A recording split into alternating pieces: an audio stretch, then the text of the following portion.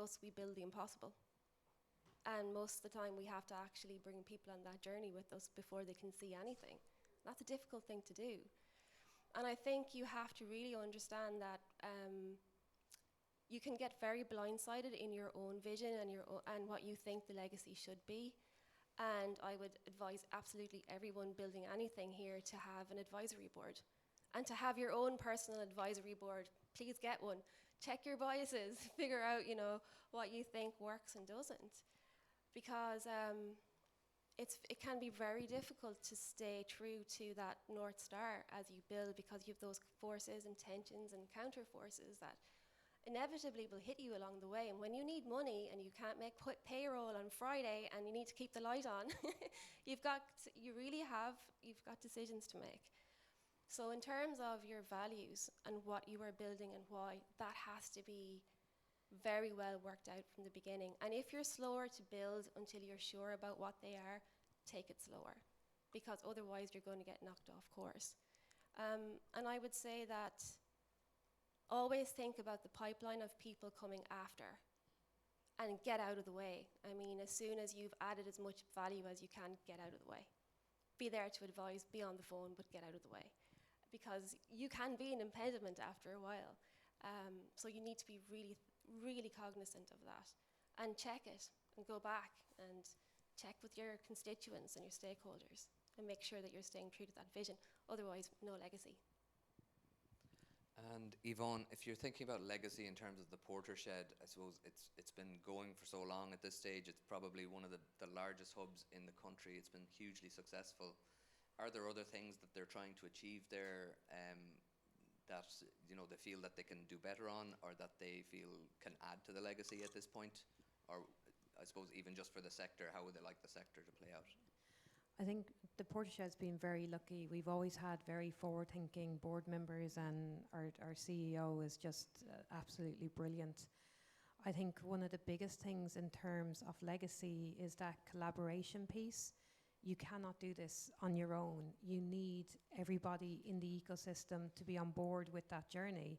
And actually, you guys with the connected hubs, I think that's a brilliant piece to bring through that legacy, so that every hub in the country are now connected together. We can learn from each other. There's weekly calls every Tuesday morning that people can join. And I think those learnings along the way are invaluable. As Mary said, sometimes people need to get out of the way and let others come through. If this revolves around one person, you'll never create a legacy. So it has to be something sustainable for the future, and that those foundations are really, really strong, and that everyone grows from that then. So I suppose to almost to wrap up a little bit, I think we've spoken a lot about networks and community, and finding, I suppose, good mentoring within that as well, and good partnerships and good stakeholders and partners. What would you say then, if I start with you, Mary, in terms of learnings from the many varied projects that you've put together for the people here in the room, if they're trying to drive a sector, if they're trying to build an ecosystem, what are good learnings that you have found might help them to do that? I think all of you know your ecosystems really well. You know more than you think you know. And I think a lot of the time we have to trust our instincts. And sometimes we spend such a lot of time going outside or away, or we get distracted. Sometimes we just need to sit still and just move a little bit slower. And, there's a saying that my dad had, that wisdom doesn't come slowly. Sometimes it can come quickly, and sometimes it can come from places you never expect. So I think it always comes down for me about listening. We have to listen much, much more and and deeply to what's happening in a place. And I can't take something that you've done in Brittany or in Cornwall and just lift it and put it in Roscommon, where I grew up. It's not going to work. And I think we absolutely cannot lose sight of the people who we serve and the people who live on our cultures and our places now. And we have to find a way that, as one of the speakers said today, it has to be a win-win-win all round. And that way then it's incredibly sustainable. And I suppose build your team and build advocates and bring in young people. we need them. That's a great point. We need young people, and they have so much energy. They have a different way of looking at the world. Offer an internship, do what you can, because there are so few places for them to be in person now. They need their first start.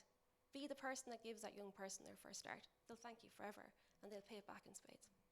Yeah, and actually, Yvonne, one of the things you mentioned to me as well was about the transition year students that you bring into Portrait and basically the board members come in and help them with their coding. Do you have any learnings then as well that you'd like to put out there to the, I suppose, to the audience in terms of building projects within their own regions? Yeah, for me, it's about that genuine connection piece. You know, as Mary said, you have to listen to your stakeholders. It's not about just handing out business cards. It's about having that empathy with the people you're there to serve.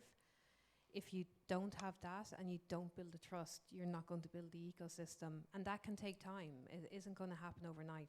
Success doesn't happen overnight.